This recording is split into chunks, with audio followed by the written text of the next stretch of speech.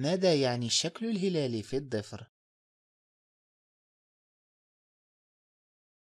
يظهر لدى العديد من الناس شكل نصف قمر أسفل الأظفار، ويكون تحديدا باللون الأبيض على الجزء السفلي من الظفر المحاذي للنهاية. تسمى هذه البقعة علميا بهليل الظفر، وتظهر غالبا على مستوى الإبهام. لكن وجودها ماذا يعني؟ وجود هذه البقعة بشكل أبيض واضح ونظيف يدل على الصحة الجيدة للشخص ونشاطه الدائم، بحيث يؤكد العلماء أنه في حال ظهرت هذه البقعة على 8 أو 10 أصابع فهذا مؤشر على اشتغال المناعة بشكل جيد. وفي المقابل إذا ظهرت البقعة بشكل خافت وضئيل فهذا يرجح العكس، أو فإن صحة الشخص غير جيدة، وغالبا يصاحب ذلك الشعور بالإرهاق والتوتر ونقص في الطاقة. عموما الأظافر عبارة عن غلاف يتكون من مجموعة من المواد البروتينية الصلبة تدعى الكيراتين، وهي مواد شبيهة بتلك الموجودة في تركيبة الشعر وبنية الجلد في باقي أجزاء الجسم، بحيث تكون هي الأخرى معرضة للإصابة بأنواع مختلفة من الأمراض، ومظهرها أحد علامات صحة أعضاء الجسم عموما. المصادر الطبية تجمع على أنه توجد علاقة وثيقة بين الكثير من الأمراض البدنية والنفسية وحالات نقص التغذية وغيرها، وبين شكل ولون وحجم وحالة الأظافر، ولذا يعتمد الأطباء فحص الأظافر إحدى خطوات الفحص العام للصحة.